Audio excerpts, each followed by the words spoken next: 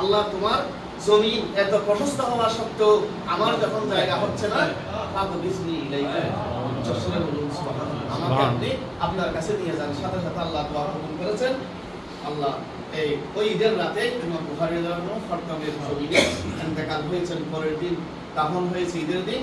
দাফন হওয়ার পর কবর থেকে মেশকম্বরের খুশবু, শুধু মাটিগুলো একেবারে মেশকম্বরের খুশবু সুবাসের সুগন্ধ, যে যেটার জন্য নিচ্ছে সেটা কবুল হয়ে যাচ্ছে, যে যেটার জন্য নিচ্ছে শেখা হয়ে যাচ্ছে।